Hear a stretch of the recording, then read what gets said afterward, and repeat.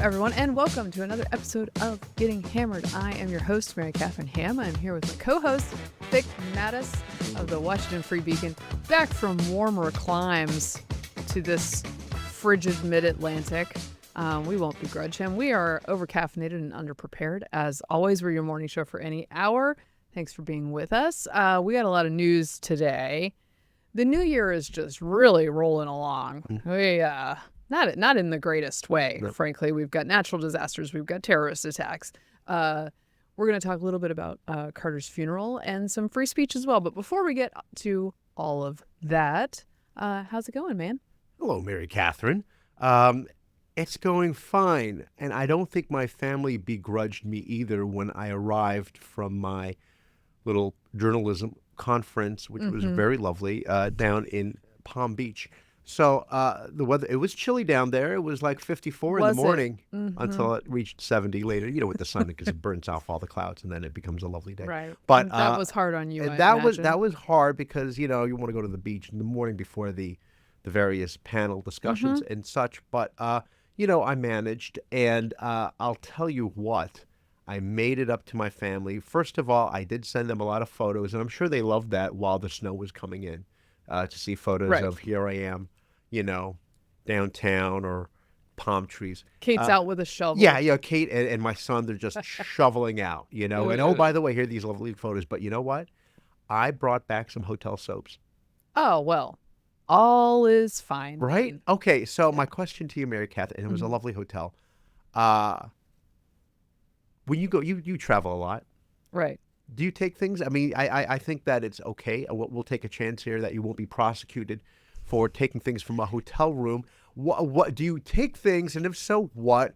And also, bonus question: have you ever taken something that was crazy? No, I don't think I. Generally, I'm not a thief. Okay, you could put it that way. No. I think it's well within your rights to take little hotel shampoos and body washes. Amenities. That's A-okay. There are some places I have heard tell. My friend Kristen Sanderson told me this. That at one of the hotels that they put us up in Beverly Hills when we go to do the Bill Maher show. Yes. That the pillowcases are custom monogrammed with your initials. Oh, come on now. Now, maybe it's just Kristen. I do not remember ever seeing this, although I'm not the most observant person and she is much more observant. So I feel like those would be right, unless something. they're reusing it for the next guest who has the initials KSA right. or MKH. So that sounds outlandish, but that's what I believe we've had that conversation before. I'm not going to take your bathrobes, partly because I don't like bathrobes. And they threatened to charge. There are now tags on the bathroom saying that if you would like to purchase this for $300. Yeah. Yes. As there should be. Look, I take those little chocolates they leave on my pillow. Oh, wow, that's totally fair game. That's totally fair game. I once accidentally and ignorantly took a semi-decent blanket out of first class on Delta the first time I ever airplane flew. blanket. I think that's fair game. But it was like a nice quilted one, and then I realized, this might not be for me. I should return this How to did someone. you end up inadvertently taking? Was it wrapped around you as you walked out of the plane? It was plane? just like I just had it with me, and it didn't occur to me. Bag? No, it just I was just carrying all my stuff. I'm not a super organized person, and I carried it out to we were on a layover or something, and I just carried it out to the lounge, and I had it, and then I was like, this isn't one of those you can just haul off with you, is it? This looks like a nice blanket. So I'm sure they wouldn't have minded. Have you noticed some hotels now have very large bottles of shampoo, conditioner, and gel versus the small bottles? And sometimes they're not nailed, but fixed into the side of the shower wall. Yes. I assume that is to prevent scofflaws like us running off. Because I think they must lose a lot of the little bottles. Well, and the full-sized ones, maybe we have been, maybe I have been doing the wrong thing by feeling free to take a body lotion with me. Because the full-size ones they put in there, and they're like, if you take this, we will charge you $28. Yes, right? That's right. And they're like, this is nice lotion. Deal with it. Well, and I understand that, and I don't mind. I don't mind those pumps. I Right. just, you know what I do? During my stay, I just max out the pumps on everything. I'm just I'm just slipping and sliding all over the place. It's just, wet and wild. So, okay, I was just P. curious. Diddy style. Yeah, that's right. There's not enough of the whatever they were the baby whatever the baby oil. Remember that? It was like gallons, Not gallons. those levels. Yeah. Oh, well, I okay. once, I believe, apologies if I besmirched the good name of the Broadmoor. I believe it was the Broadmoor Oh, boy. in Colorado Yes, Springs. yes. Back in the day. At any rate, it was a very nice hotel that I was doing some event at. And I grabbed a mouthwash, which is it's sometimes nice when they have those it's lovely. on the sink. Yeah. I grabbed a mouthwash and swigged it real hard because it was like blue scope color. Yeah. Yeah, that was Pleasant. shampoo. No. Mm-hmm. How long before you And it went- realized it? Yeah, that was Like, like immediately. it was in my mouth. I was going to and say I'm it's like, probably more viscous. You It's like, can't make the soap scope colored. No. You can't do that to a Was person. it thick though? Was it thick? Okay. Not thick enough to stay in the bottle. Yeah. Did I you, tasted it. Was there any words on the bottle that said Of shampoo? course there were. Okay. But if you look at a clear bottle full of teal liquid, Yeah, you went. That's your it. brain Well, goes right there. mouthwash. That's right. That's so true. I was wrong about that one. And I do have just a warning for our listeners, which is sometimes some hotels now, for like where the mini bar is, they're I don't know what am I saying, laser activated or whatever it is, or Oh yeah, they know what you optical. take. So if you even remove it to look at something like, "Ooh, I wonder what this is," that you just got charged, Yeah. $20 for a can of nuts. Yeah. So you like don't touch anything. Those cashews are with a tank of gas. Yeah, Sorry. no, I mean, and they make it look so good. They give you everything that you exact those the peanut M&Ms. I mean, just the variety of things. They're just, and you're like, come on, don't you want this king size bar? I do. I've been to a couple hotels. Almost never. This is a very elitist conversation, by the way. But it's like a combination of elitist and stingy. It's just like, I was taking a fancy place. I'm gonna, I've heard that's how you keep money. Yeah, that's right. That's right. No, I've been to several hotels in New York recently where there was no mini bar of any kind. And I'm like, That's weird. I'm just looking for a snack. Yeah. Like I don't need a half a bottle of wine, like those cute little bottles of wine. I don't need that. I just want a snack and I can't find one. So you were willing to pay for a snack? Yes. Well, what happens is you must have been famished. What happens is I go to New York for 18 hours. I work for a large part of the day. I come back to the hotel room and I haven't been anywhere else. And so I'm like, "Ugh, I could use something before I go to sleep. I'm willing to pay $13 for cashews before I go to sleep. That's what happens. It's a very glamorous life. Okay, one final thought, which is just a pro tip. If you are being hosted, like somebody's paying for you to stay at a hotel, do ask the people who are paying ahead of time if they are going to pay for those movies. Some of them are very expensive. I'm talking about the latest releases. Right, obviously. So to speak. Obviously, Okay, the new yeah, ones. The okay, new ones yeah. will cost you an arm and a leg. Yeah, and they run it on for a cycle, like a half a day. It's like, really? Okay. Yep. Quite the movie. Mary Katharine, how are you? I'm pretty good. We have recovered in my household from whatever's going around. Oh, it is. It's going. Woof.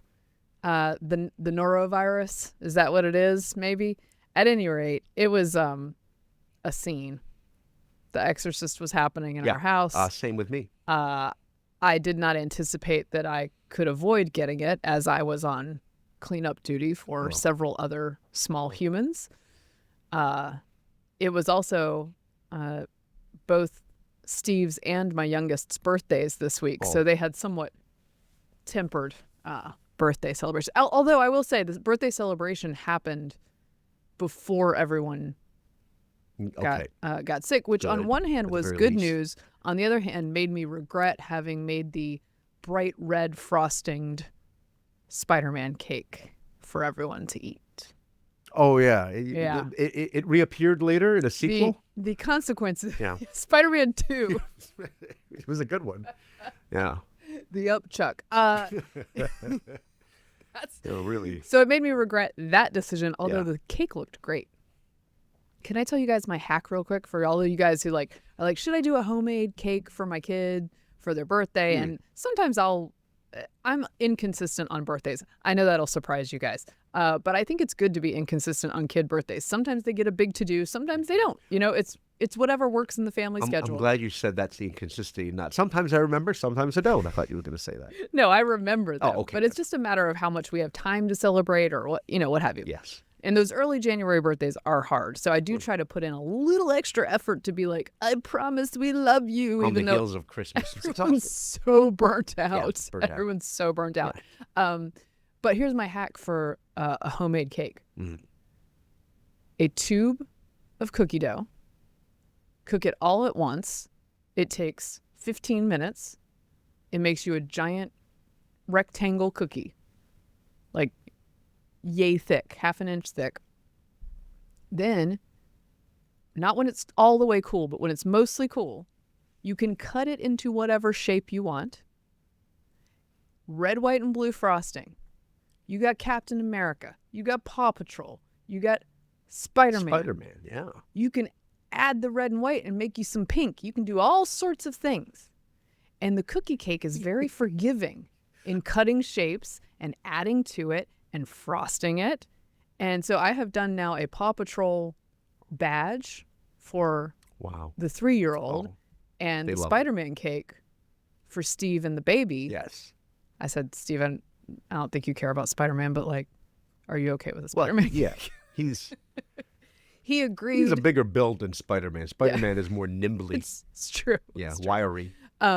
So I'm just saying, if you guys are thinking about custom cakes and you don't want to do the whole become a master baker thing, this is the way to do it. I don't know. I mean, somebody was asking me at this conference if we do transcripts for the show. Because if so, I'd love to see the transcript of you can get some red and white and make you some pink. Some pink. That's really...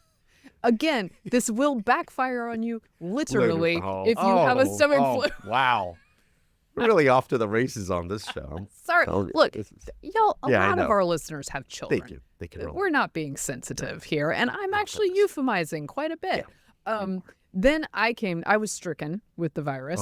And this is while we're having snow days. We had the dumbest snow days because 3 of 4 kids were sick the first day. And then I was sick the second day. We got a great sledding hill. Did I see this sledding hill? Technically, I saw it one time as I picked up one of my other children from the hill to take them back home because they weren't feeling well. So that's what we did with our snow days. And yesterday, I was so stricken that I was very weak. Yeah. And I was like a Victorian heroine in a book who had lost her love. I couldn't go up and down stairs. I think you and I, whatever went through your family and what I had, but apparently just me, that we both had norovirus. I think that's what it is because I was the next day, I had no appetite and I didn't want to move. And I was even kind of chilly. I don't usually get cold. I had aches. Anyway, but it was pretty pathetic because I did. Maybe Steve liked it. I did have to say at one point, could you carry that hamper down to the laundry? Because I don't think I can do it right now. And he took it down the flights of stairs. At one point, I went downstairs to get food, and it was like, you would have thought I had run a marathon. I was like, whoo, whoo. Yeah. Okay, I got to rebuild my strength before I go back upstairs. Meanwhile, the babies are like, oh, please, mama. Oh, please, mama. Because that's how they ask to be picked up.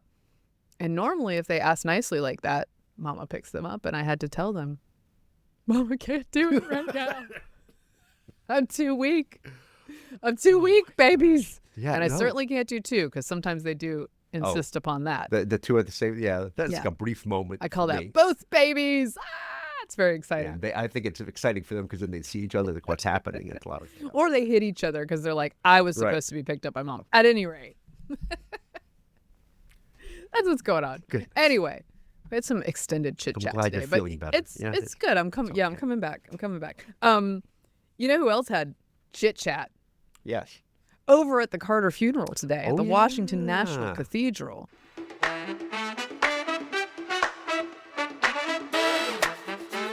The whole crew was there, almost. The whole crew was there. It was Bill Clinton, Hillary Clinton, Laura Bush, George W. Bush, Donald Trump, Melania Trump, Mike Pence, Karen Pence, Al Gore. Wait, was Tipper there or did they divorce? No, they are divorced. Okay. I forgot that Yeah. for a while. Michelle Obama also not there. Mm-hmm. She sent a note or a statement saying, And of course, like, our current president and his wife. I think, oh, and right? Joe Biden. And, it's easy to forget about him. Joe Biden and Jill Biden. Yes. And Dan and Marilyn Quayle. Oh, wow. Yes. And he goes one to more all of them now. who's also easy to forget. I listed all the old ones before the ones who are currently in office. Oh. Kamala Harris. Oh, yes. And Doug. They were front. Yes, so current administration was like front row, right? It was Joe and Jill, Kamala, like Doug. People we don't care about, and then behind them, people that people do care about. People were. I'd love to know your thoughts on this. People were fixated on everything from the moment that Trump arrived. Yes. And then everybody that followed, particularly the handshakes that happened. I mean, yes, this is a funeral, but I mean, you and I we've been to funerals and wakes, and a lot of times, I mean, there are obviously moments of sadness, but then people just get talking. I mean, if it's not you, obviously, if it's your family, you're in a different spot. But if it's not you who died, yeah, if not you who died, you then naturally you would not be talking if it was you who died. Can't participate as much, really. But no, but for everybody else, it does. That's going to make us extroverts real sad at our funeral. Like, here's everyone talking, and we can't. We're missing somebody. Oh, right, there he is. But it's normally he talks a lot. But it becomes a social occasion. It really does. As it should. As by it the way. does. I'm a big advocate for this. Sometimes people at public mourning events will criticize people for smiling, for laughing. Oh, no. Boo to that. Yeah. This man, by the way, lived to be 100 and was the president of the United States and had a 70-year marriage. This is definitely a celebration of life situation. Sure. It's okay. What was your favorite interactions that you saw? Or I think I liked when Bush sort of rolls into the aisle, rolls into the row, very aggressively, and he kind of the Texan that he is. He kind of throws a hand at Obama, not in a handshake fashion, sort of taps him the on belly tap. They're talking about the belly tap. They're definitely bros, is what that felt like. Yes. And then he sits down immediately, and Laura Bush has to urge him to. Or has to remind him, there's the Pences are behind you, the Gores are behind you. Right. So he says hi to them. And then Quayle, and he saw Dave Quayle, of course, which is, worked with his father, obviously. And this is before, I think, the Bidens and the Harris Emhoffs arrived. Yes, but Trump had already arrived, and Bush, George and Laura Bush, they go right past them. Yeah. Very interesting. Interesting. I mean, I feel like Melania Trump is on the end of the aisle, Lord, please help my husband not to be out of line today. I feel like she's white knuckling no, I'm over sure there. she was, and nobody wants to, in most cases, sit at the end. If you're at a big dinner or a big event, because then you're stuck with one person on one side and no one on the other. So the other person is her husband. Yes, I guess that's it. But and then when Trump came in, of course, he shook hands, and it seemed cordial with Al Gore, and then Mike Pence. Right. And that was very perfunctory. And then Trump and Obama were speaking at some point. Somebody said this is where everyone was going crazy about this. This is the closest that we'll ever get to a Real Housewives reunion in D.C. So that's why we have to talk about it. They were laughing. It's lighthearted to start our day. Yeah. So they were chit-chatting. And Obama's showing him something in the program, and Trump says something. We got to get the lip reading on this so we can know what it is. Right. And Obama laughs. And look, I'm sure a bunch of people will be like, Obama's normalizing Trump. Right. Look, no matter what you think of Trump, the dude is funny. He's funny. Yeah, he must have said something. He's a ridiculous cartoon character of a person. And Obama's sitting there, and he says something funny. He says something funny. I'm sure he did. It's almost as if no one there believes that he's actually Hitler. Well, this is what people are tweeting about. Lots of people on social media talking about, Obama meeting with Hitler. Or so many people are surrounding Hitler and associating with the fascist who's going to end democracy. Trump has said this before. Politics, what did he say? Politics is rough. And he talked about it after meeting with Biden. And they did the White House meeting after the election. It's a rough and tumble game, and they exchanged some very harsh words. What has been said in the last 4 to 8 years, probably the most divisive between the two sides. Bush had it really rough, obviously, Right. being accused of being Very. a war criminal and everything else. Yeah. So it goes on. And I am going to be curious about, we've said this in the past, whoever the next Republican candidate is going to be, will he be, say what you will about Trump, but this guy's worse, worse than Trump, because Of course. Of Mitt course. Romney was bad, John Right. McCain was bad. It just, it didn't make a difference. But you see this here, and it's funny how it blows a lot of people's minds that they're actually very cordial with each other. Well, and Trump, by the way, has spent his entire life, most of it has been public. Yeah. And most of it has been spent talking aggressive junk about whomever he pleases, often in response to them talking junk about him. But this isn't something that he's like, and then he sees them all at parties. This is what he does. He's been doing this forever. It also was interesting, I think Rory Cooper pointed it out, that after Bush came in and sat down, and he said he greeted everyone else seated, and then the Clintons walked up to the row, and he stood up real fast. Oh. Is it an implied threat from the Clintons? That's interesting. Yeah. That's very interesting. Also, I guess when they took turns talking, George W. Bush spoke, and as he was coming back to his seat, Obama got up to go up afterwards, and he did again the tap, like he's tagging him in, like it's like a wrestling It was match. very friendly. Yeah. It's very friendly. And of course, George W. Bush. There was always that famous photo of him and Michelle Obama at another function. So George W. Bush is the ultimate guy you'd have a beer with president. Yeah. Which is Ironically, sad. he does not drink. Yes. But it's good. It's good, that but sad. vibe is the vibe that he has, and he continues to have it. And so I know some will argue, folks who don't like him and who love Trump would argue the fact that he is bros with Obama and not with Trump is part of the problem. But I don't know, the Trump and the Bush vibe are not the same. No, you get the sense that Trump was much more comfortable sitting next to Obama. I mean, I'm sure a lot of thought gets put onto who sits next to who. Obama finally a uniter, not a divider. Interesting.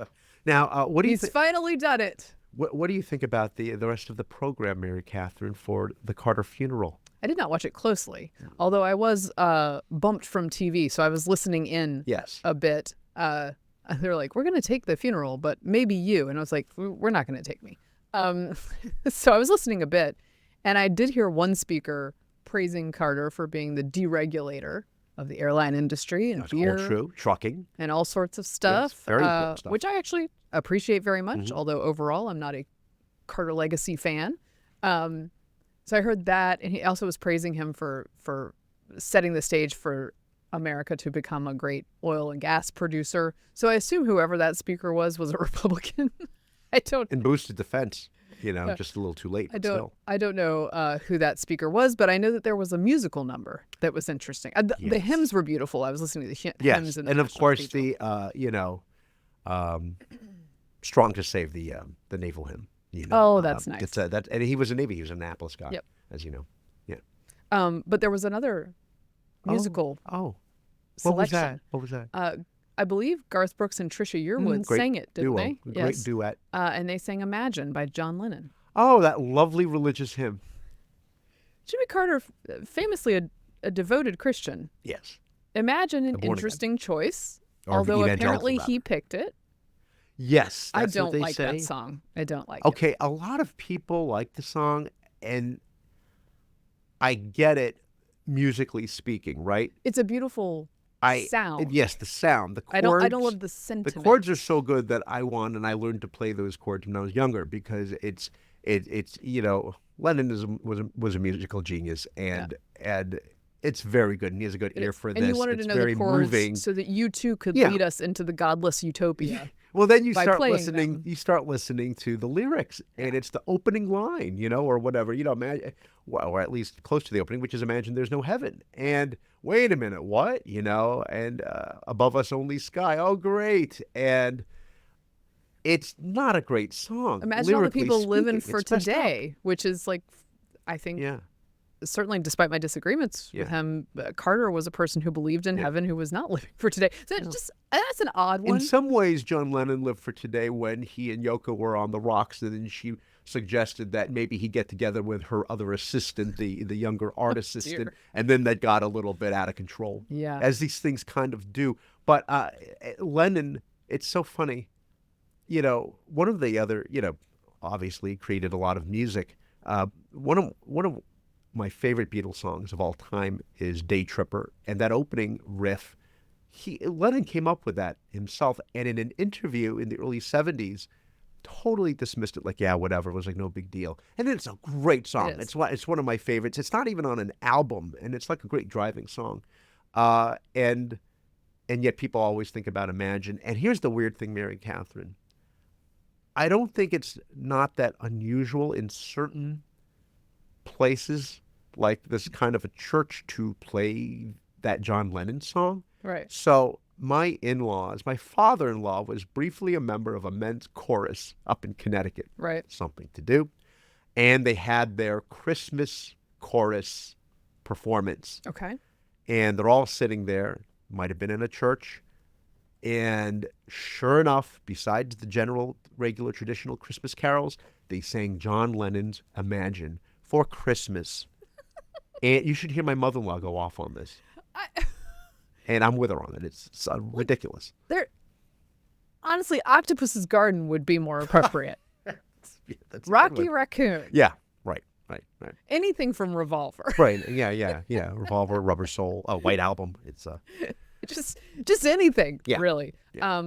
My favorite Beatles song is In My Life, Rubber Soul. Oh, yeah, that's a sweet one. That's a very sweet one. Or Rocky Raccoon. I have very special memories singing that with my dad when I was a kid. I don't think I really understood the content at the time. Oh, it's like a Western. Yeah. But I mean, Paul was always fixated on sort of that rockabilly, things like that, folk. And Let It Be is always, a great one too. Yeah. Yeah, interesting button on that. Okay, really quickly, and we'll move on from the Beatles thing. Our friend Mike Warren was telling me. Huge Beatles. Yes, huge Nuts. Beatles guy. Yeah. He's written for me on it. And he was telling me about a comedian who did his riff on the difference of John Lennon Christmas and Paul McCartney Christmas. And it's something to the effect of the John Lennon Christmas song is, people are dying, so F you during Christmas. And then the Paul McCartney one has to do with like Uncle Jim's wearing his favorite jumper, And It's true. Yeah. It's a real difference, in takes. When did that Let It Be documentary come out? What's that? The newer Peter one. Jackson one? Yeah, no, Peter it's the one for Jackson Get one. Back, right? And it was Yes. that was like 2 years ago, maybe. And it's like 8 hours long or something. And I watched all. Oh, I watched all of it. Yeah. I was postpartum, but I was trying to remember with which kid. I think it was the 3-year-old.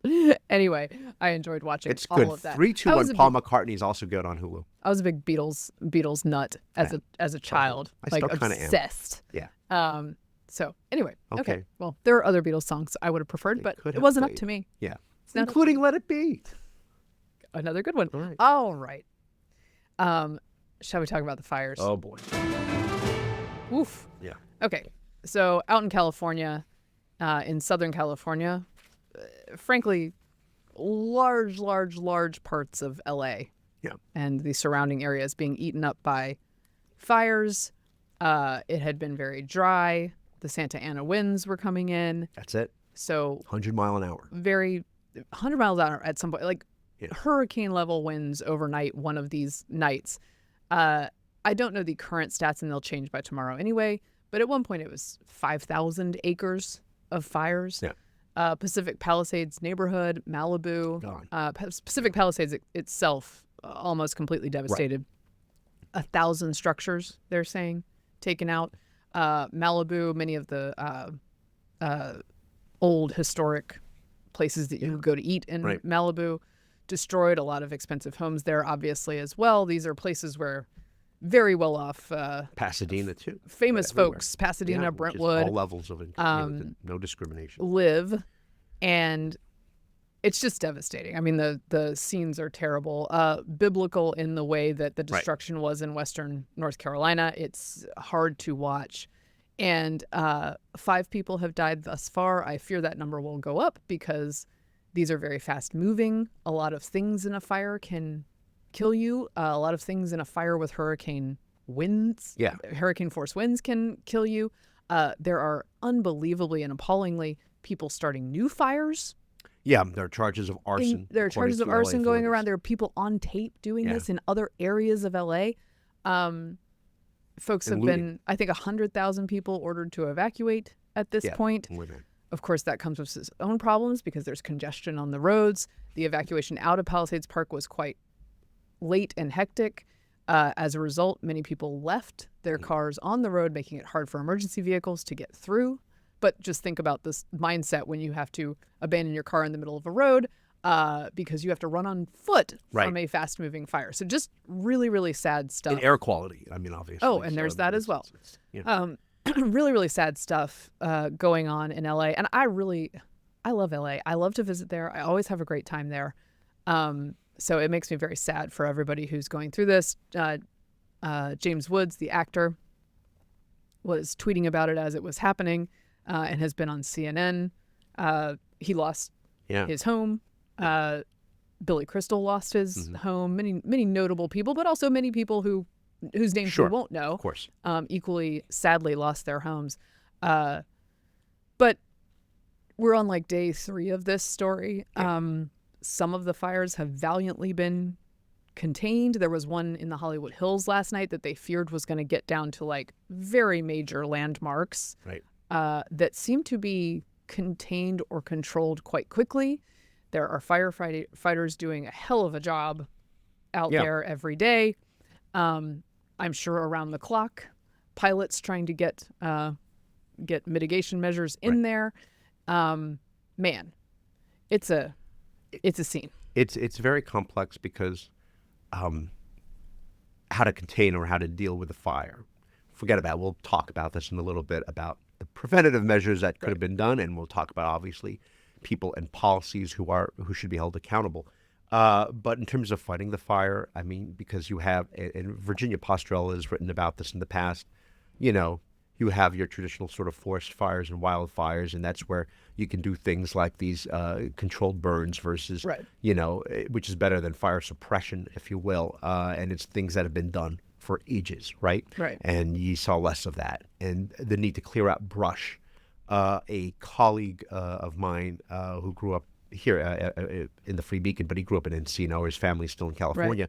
He said that, the fire department used to come around all the time to clear out that brush because it just gets out of control. And then they stopped coming, and the brush is now all over the place. And then you have these fires, as you mentioned, Santa Ana winds have always been there, regardless of these threats to climate change that everybody's talking about on the other side. And these flames are leaping across, right? You have these forest fires and wildfires then turn into what you call these chaparral fires, like from slope to slope. And then once you get embers in your house because they're coming through the vents, right? The wind is blowing embers. If your vents are large enough, you got embers inside in your roof. Then it's a structural fire and an entirely different problem. I saw some amazing footage of some folks who had not evacuated, or they weren't even first responders. They looked like civilians. At a home that was getting embers from a palm tree on fire over it. And they contacted the owner on the Ring camera. The owner had evacuated, and the owner gave them access to the house so that they could douse the house with the roof with water and get the hose out and be able to have access to the roof. And I love to see those moments because it's just people trying to help the best they can and filling gaps where there are gaps. And the Ring camera as an added twist on that story is so interesting. You can actually get in touch with the owner of a home who's not at the home with no information. Be like, hi, I'm here. I'd like to douse your home with water to keep it safe. And so hopefully that helped. But yes, the danger is extreme and it can move really fast. I've been checking in with all sorts of LA folks, acquaintances. I have family that lives out there. And everyone is safe thus far, but I know a lot of people have lost favorite places to eat, favorite parks, and in addition to people who have lost their homes. So don't stack firewood near your back door, apparently the Will Rogers home Oh, burnt down. So there will be landmarks. yeah. Many a landmark. But okay, so let's get to the part where people are mad. Yeah. Okay.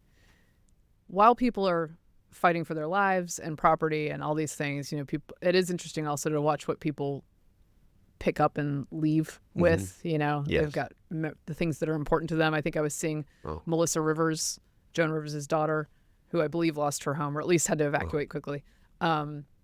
She took not photos of her mom, but a drawing her mom had done for her. Wow. Because she figured she could replace the photos because there's photos of Joan Rivers and access to those all over the place. So that's interesting. I saw some firefighters carrying out from homes that had been evacuated, just carrying photo albums to the curb, hoping to spare some of them, which is so nice. At any rate, I don't want to pick on LA, love LA, not trying to pile on. I hate this thing where people are like, they're rich, so it doesn't matter. Oh, they vote for Democrats, so it doesn't matter. They're getting what they asked for. People are in a very, very bad place. Yeah. The thing I do think is appropriate and even good is to point out where there are problems in this response and where they could have been better. Yeah. And why that matters. Because on one hand, it is true that nothing's going to stop this level of fire with 100-mile-per-hour winds, right? Nothing's going to prevent the disaster from happening, period. Right. I don't believe that. However, you can have a plan. You can have staged resources. You can have contingency plans for if the staged resources and the plans don't work. You could have ideas about where fires might jump and how you would stage things to help with that. You could have plans about how you're going to communicate about the plans you've made. Yeah. Have we seen almost any of that in LA? No. Yeah. But people who try to point out who might be to blame then get the pushback of this is no time to do this or it's petty and you can't. And I get it because President Trump, of course, issued his, I assume this was a truth. It was a truth. It was a Truth Social where he goes after Gavin Newsom and he classes it up. But again, that said, he's pointing out things that he has pointed out. You mentioned this before, that he has pointed out that California has a serious sort of fire prevention problem. Yes. And look, it's trashy to pile on Newsom, even though I don't like Newsom, and to call names in this moment. And that is not leadership.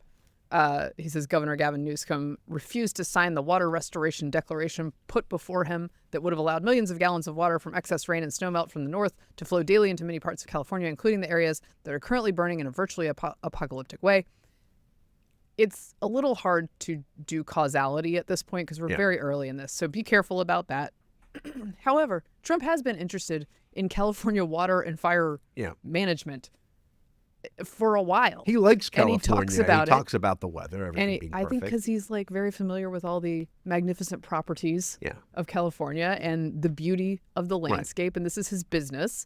And he like knows a little bit about preserving those things. Would be my guess about why he's interested. He talked to Joe Rogan about some of these issues, and they are pertinent for things like wildfires, whether environmentalism is keeping you from doing mitigation work. Matt Welch, who is a writer for Reason Magazine, who I trust on this stuff. It's hard, by the way, we also have the reliable narrator problem, which is why it would be great if Trump would just stick to more bland statements. But the media also, you don't know. So Matt Welch, was a longtime LA resident, so keeps track of this stuff. He's retweeted something that notes that prescribed burns take an average of 9.4 years versus 6.8 years without litigation. Meanwhile, 80 million acres need urgent treatment. The system meant to protect forests is watching them burn while waiting on paperwork. So, like, this is an actual problem. Think about Hawaii, This was a big thing. And regardless of which issue is causing the issue here, there's a response problem. Yeah. The city government and the governor look like they are reacting and have never thought through what's going to happen here. Right. Am I correct? Yes. And it is, So, and it is probably storm of a century situation, right? So you give leeway for that, just like in Texas when they had the ice of the century, Yeah. and there were a lot of problems.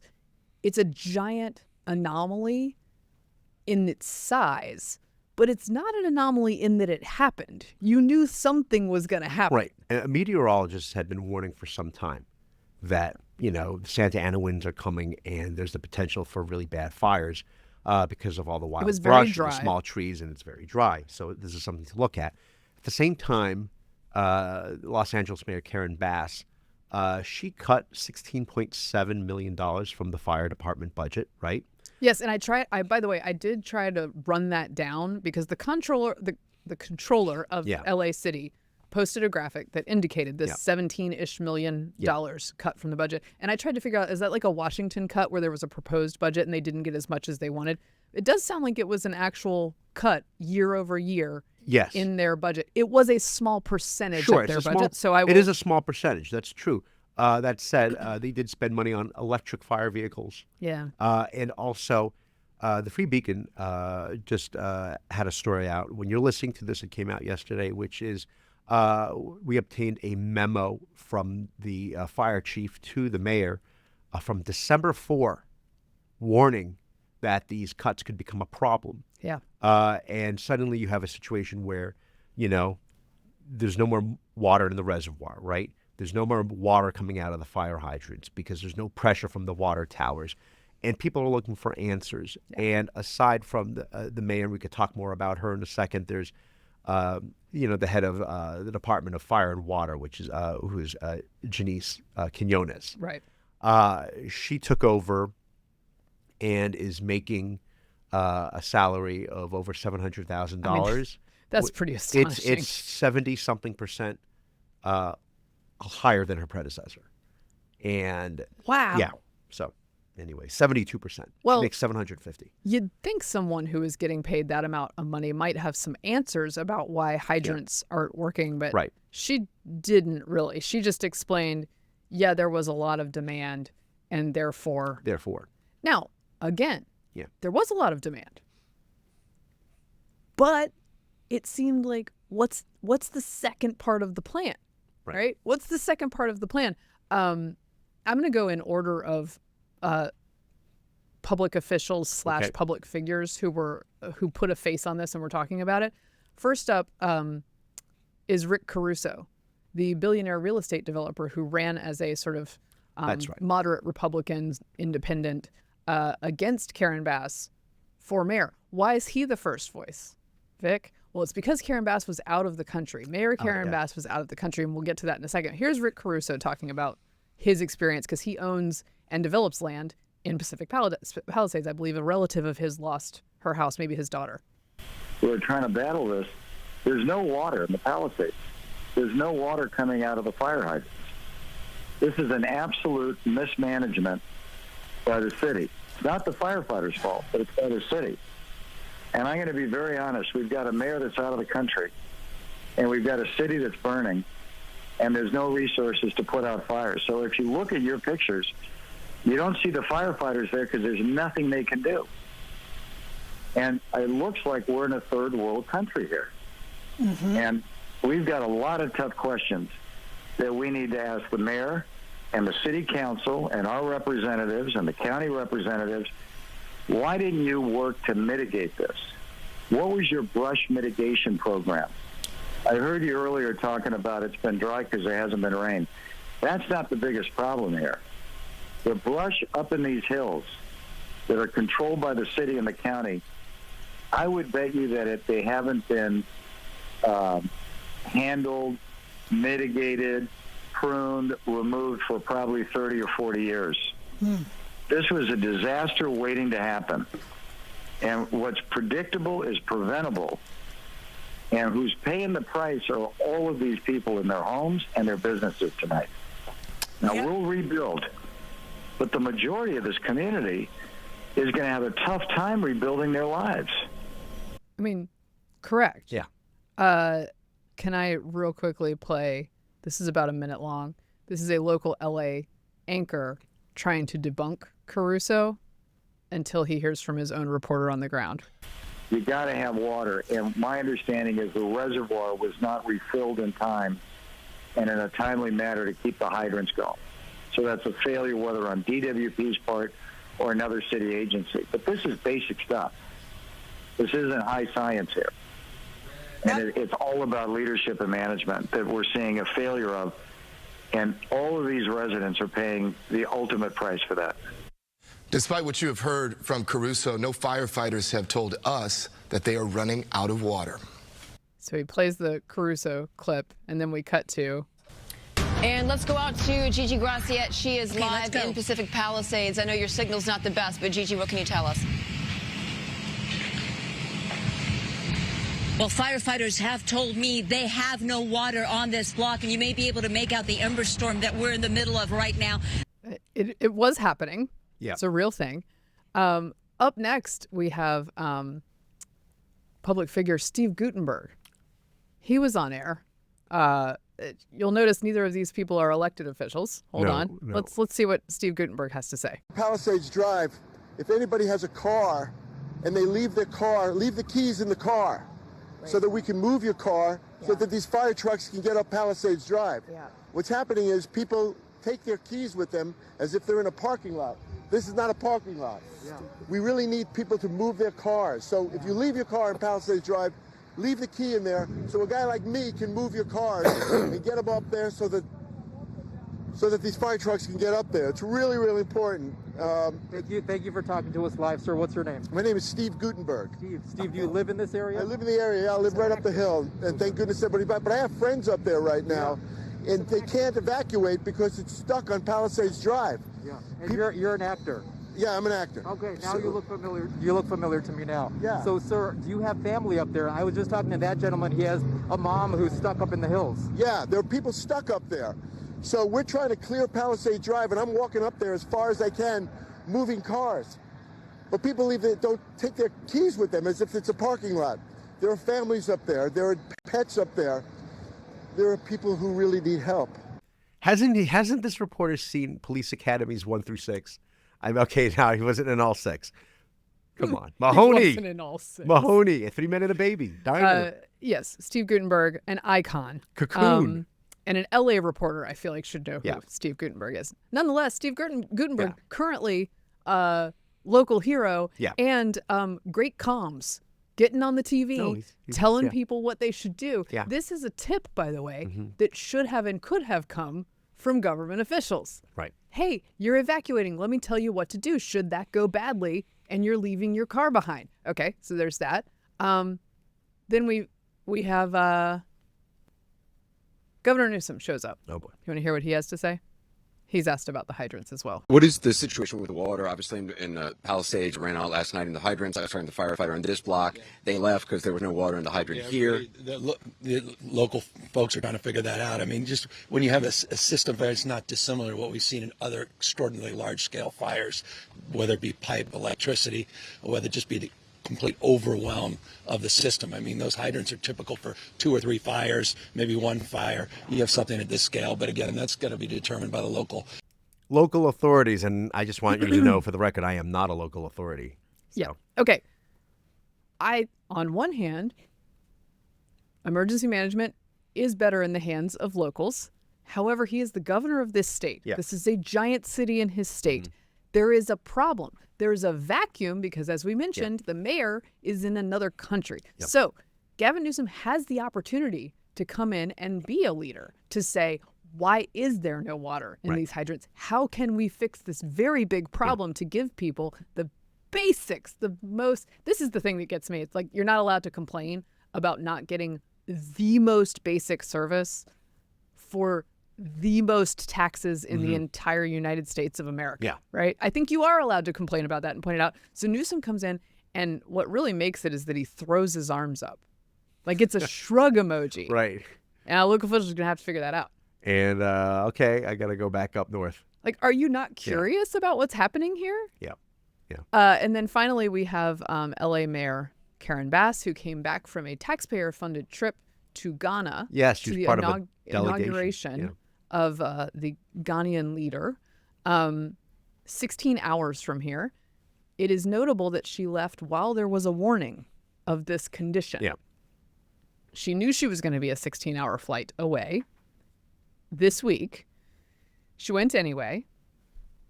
You can be stuck out of your state if you have emergency services under control. Right. Like, you'll get a pass if things go smoothly, or at least mostly. It's like, it happens. Right. I don't think she should be on a taxpayer-funded trip to Ghana anyway. Like, what's the point of that? But it's not under control. She arrives back at the airport late after all of the, Pacific Palisades is gone already. And there is a Sky News reporter there to ask her a few questions. We can play a little bit of that tape. Do you owe citizens an apology for being absent while their homes were burning? Do you regret cutting the fire department budget by millions of dollars, Madam Mayor? Have you nothing to say today? Can you back up, please? Appreciate it. Have you absolutely nothing to say to the citizens today? Elon Musk says that you're utterly incompetent. Are you considering your position? Madam Mayor, have you absolutely nothing to say to the citizens today who are dealing with this disaster? She had a lot to say. Look, that's obviously a somewhat hostile interviewer. He's walking in the airport with her. However, this is her job. These are reasonable questions, even if they're posed on the run and in a frustrated manner. You know they're going to ask these questions the moment you step off that plane. As my friend Emily Zanotti pointed out, she had 16 hours to figure out what to say. Yeah. And it is respectful to the people of her city to be like, I'm so heartbroken and yet so glad to have my feet back on the ground in my beloved city where I'm going to work 24/7, whatever the thing is. Right. Whatever the thing is, say the thing. She just stares at the ground, ignores this guy. She finally does do a press conference, right? A more Yes. formal one. And then she was very informative about where people can go to find more information. Is that right? We can hear that clip. Yeah. By the way, she was in the running to be VP. She and was, because perhaps she would have done less damage there. If you remember, again, this is typical of the Democrats at this juncture and for Biden, where he was very openly, I promise you, my vice president is going to be a black woman. Right. Okay, so if you're Indian or if you're Hispanic, you're just out of luck, or Asian. It is going to be this. And so then immediately people go to who are we talking about here? Well, there's Senator Kamala Harris. So Karen Bass was in the mix. Karen Bass. Here she is at the press conference. But make no mistake, Los Angeles will rebuild stronger than ever. Right now, if you need help, emergency information, resources, and shelter is available. All of this can be found at URL. Los Angeles, together is how we will get through this. Through the heroism of our firefighters, the vigilance of Angelenos, and the spirit of our city. Heroicism, by the way. I enjoy that one. Yes. Just like, again, you guys all know who I prefer in a contest between DeSantis and Newsom, right? So take my leanings with this and you gauge. But the contrast of how the Florida government behaves in a crisis versus the California government's capabilities in a crisis is striking. And what's very noticeable is there is no reliable source of information. No. There is no constant updating of the people. They're just getting it haphazard from all sorts of different places. And actually that comptroller, I keep saying comptroller. They have a controller. Oh, they have a controller. Not a comptroller. A controller of LA City. He's like the one public official who I've found tweeting evacuation orders and places to go, places where you could keep pets. Yeah. If you'll remember in the hurricanes back to back in Florida, DeSantis is in front of a camera every day at the same time, giving detailed updates, giving all sorts of information. There are several government accounts that are giving the same detailed updates, the same tips, the same information, so that it is clear to citizens if they are looking for information, where to go, what they're getting. I thought she was going to do the full Marion Barry, which is to say she would have just stayed in Ghana at this point and be like, it's already too late. What am I going to do? So I was reminded when this happened of Marion Barry back in 1987 in January, and it was Super Bowl I think that would have been Super Bowl 21, maybe. So he was out in California, and D.C. gets a major snowstorm. They get like 26 inches dumped. Government shuts down. Federal government shuts down. And they asked him, are you concerned about, what's happening in your city? Right. Do you need to go back? And he said, you know what? I called during halftime. Wow. And then he stayed. That's what the other thing is, that he just leaned in on that one because he had been to, I think, Jamaica not long before that, because he had won like an unprecedented, I don't know, fourth term, whatever it was. So he stayed. And there is a book on this. It talks about, I think one of the authors is Robert Sherrod. I could be wrong about his name. Oh, the name of the book is Dream City. And they report that after that incident in the Super Bowl, he stayed behind. He was at a party with two unnamed women, and he is married, and had several bottles of champagne and a quart of cognac. Naturally. And then suddenly became non-responsive and drooling and had to go to the hospital, and just said that I just need water. And then he said, no, I feel much better now. And I just have to say, game, respect game. Yeah. That's just kidding. No, that's terrible. No, Well, but he was, very. I have to say, my spin, it was the Super Bowl. It wasn't like it was just a mere playoff or regular season game. No, it's the game. So there's that. It's the big game. Yeah, it's the big game. It was like Broncos of Giants. the world. Yeah. So there's that. No, I think so she came back at least. I think the lesson here is that like one party rule's not great for the whole system. It's not. That's right. It's not good. healthy. And LA has had a Democratic mayor for maybe 23, 24 years. The Assembly's been majority Democrat for the same amount of time. And I appreciate, by the way, Caruso running against Bass in somebody 2022. It was a fairly close race for a large part of the race. Yeah. I do think there are a number of people, and certainly after this, in Southern California who will be very frustrated with this response. And again, reactive to a disaster is something you have to be flexible to some degree. Regardless if you're a Republican or a Democrat, you just have to be a competent politician, especially at that local level. Ed Reardon, I think, was the last Republican mayor of Los Angeles. Good disaster prep is such a special skill, and it's invisible until the moment you need it. It's like playing goalie. That's right. Right? Like nobody cares about the goalie until the second something happens at that end of the field, and all of a sudden it's the most important player on the field. Right. Emergency management is like that, and we don't think about it every day when everything's great. No, if you don't train for this will happen. If you do train for this, you can save lives and property and really change the way that these things go. So it makes me upset that I feel like the people in charge of this have not been thinking about it. And I'm sure there are those in LA who have been stymied and who have been thinking about it and did mitigate certain things. And you also throw into that mix, again, the kind of policies that California has been pushing all this time, in particular, the fixation over diversity, equity, inclusion. Right. NPR had a headline from several years ago talking about how firefighters are predominantly white, but LA has a plan, or California has a plan to fix that. And it's sort of this, fixation of, I don't want to be seen as unwoke or un-PC. I'd rather go up in flames than be accused of being not PC. And the thing is, people will tell you, DEI, it's not affecting the mission. It's not affecting the mission. But if in a lot of these places, they explicitly say this is their mission. Right. If that's your mission, our goal is this, and fighting fires is not number one, then yes, you have sacrificed something in that exchange. Sorry. You just have. The other thing is, I would like other cities and states, when it comes to emergency management, regardless of which way they lean, to look to places that work, not a place that's failing its citizens. Did you see Joe Biden's brief press conference? Yes, I have him. And look, again, big news. He had big news. He's further away. Yeah. Right. So state and local officials, I think, are best suited to handle this in the meantime. So I'll give him more leeway. But he's out there.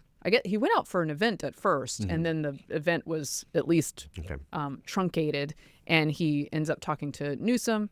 But he has this to say, because Naomi Biden just gave birth. His granddaughter gave birth yesterday, which good for her. What's happening? All I want is for good. My son was out there anyway. They got a notification yesterday that their home was probably burning down. Today, there's a good news is I'm a great grandfather as of today. Granddaughter. Baby girl, baby boy.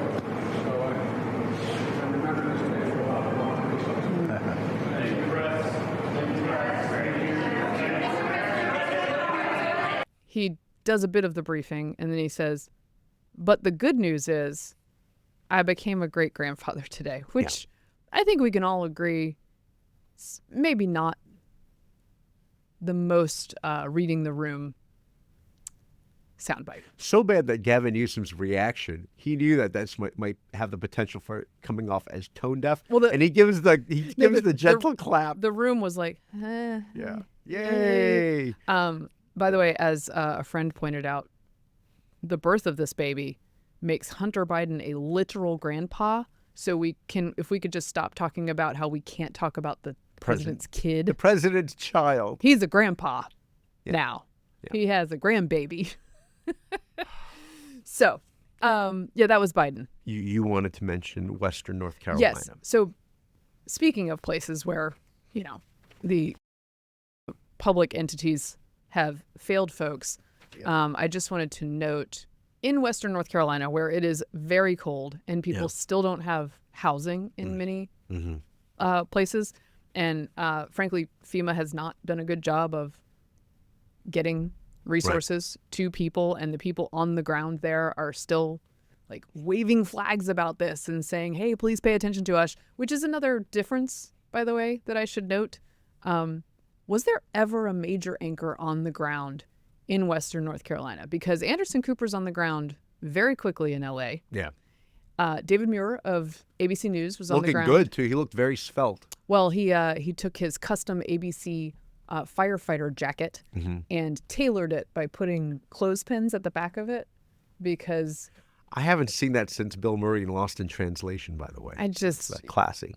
His waistline is part of the emergency management out there. We got to see it to soothe us in our time of loss. But 3,500 families, their hotel vouchers will end right before like 12-degree nights. FEMA's paying for those, but they extended them for a while, but now they're saying that they will be without places to stay this week. Now, people may make enough noise about that FEMA changes its mind, but right now it seems like a very dire situation, and I appreciate the people like Sean Hendricks, who's been on the ground, Greg Biffle's been on the ground. Emergency RV is another organization that brings donated RVs to people that like they don't need all the permits and stuff for. They can just have an RV and live in it. There are volunteers who are taking propane and generators all around the region so people can stay warm. That's another place where the response just, look, again, 100-year storm, right? 100-year issue. There's leeway for that. But I do think the Trump administration would do itself some favors if A, it hired someone from Florida to work on emergency management, B, took two prominent people, I think maybe J.D. Vance for Western North Carolina, and made them point people on these recoveries, not just Western North Carolina, but also LA. It's sort of like what Kamala did with Joe. But make them point people. Do regular briefings, because I don't like, and I have to answer for this too, I don't like how things like Maui happen and then it's just gone. And then you don't get official information and you don't know what's happening. And the places you get information, like, you're sifting through it, you're doing the best you can. But Florida just does a master class in getting information to people, recovering. By the way, you can tell in Florida when something fails, like say the hydrant pressure failed. Ron DeSantis would have in his brain thought of this possibility and had tankers lined up ready to go. Like it's just, that part is missing. And it's missing for the giant price tag of living in Southern California. That's right. I don't know, man. We'll see. It makes me sad. Did you want to give a fond farewell to Justin Trudeau? Goodbye. We should. He was still in power, I think, last time you and I taped. He's gone now. Yeah. Or he's going to be gone, I should say. He's well, not no, gone. he's doing a He's fake just- resign. Yeah. So what do you got to prorogue it? He's proroguing, as they call it. Yeah, he's like going to Parliament. wait till his party Yes. picks someone new so that maybe they won't be totally squashed. Because they're in only the down by about 20 points upcoming or something election. like that. Yeah. They should be totally squashed. And this is where I am. 10 years too late. There was some headline the other day that like despite the amount that that Trudeau talked about Indigenous and First Nation people, the life expectancy for First Nation people during his tenure fell. And it's like, this is the symbol. Right. If the signaling is what matters, whether it's LA or Chicago, wherever, if the signaling is what matters instead of the getting the stuff done, you end up hurting people. Yeah. Think about the Freedom Convoy and the freezing of bank accounts. Yeah. I mean, things like that. So I do have great news for you though. Yeah. On the Canadian front, shall we say, which is I saw an interview with the presumptive next Prime Minister of Canada, who introduced himself. So now I know how to say his last name. His name is Pierre Poilievre. Yes. So I do the OI, so I was like Poix, like it's Quebec. Poix. Shouldn't we do a Poilievre. little Poilievre at the end? Poilievre. Yes. No. So That sounds Poilievre, like my house this it's week. It's like polyester, but it's Poilievre, and he says it in a very sort of practical way. You know, it's Yes. Pierre Poilievre. Yes. You know, so we're excited to see more of that guy. Oh my goodness. Our prayers and thoughts to everybody in Western North Carolina and in LA. Like I said, I think a point person on both of those things, and maybe one for Matt. Like you should have one for every giant one, so that the press knows who to go to. You have regular briefings. You have somewhere that's like a conduit for this stuff, because I feel like it gets lost very quickly, and maybe that's what governments want to happen because they don't want to answer for their responses. But I think that we should demand better than this. I agree. And, Donald Trump talking junk ain't going to get the job done, even though sometimes he's correct. I wonder if they went after the Carter funeral to Cactus Cantina across the street. I'm like, you want to go to a crab bite eat and get some fajitas? Okay. They probably didn't go to the VPR because nobody likes Kamala. Sorry. That's right. Sorry. Okay, that wraps Why'd up you guys this. come to my Yeah, house? right. Oh, I'm sorry. I'm busy. I got It's right down the street. No, I I was meeting somebody. I have plans. Yeah, sorry. Yeah. That wraps up this episode of Getting Hammered. Remember, you can subscribe to us on iTunes, Google Play, and YouTube, and you can follow me on Twitter at Victorina Mattis. I'm at MK Hammer on Twitter, at MK Hammer Time on Instagram. You can follow the show at Getting Hammered Podcast on YouTube and Instagram. Thanks for getting hammered responsibly. This has been an Evidence Media Podcast.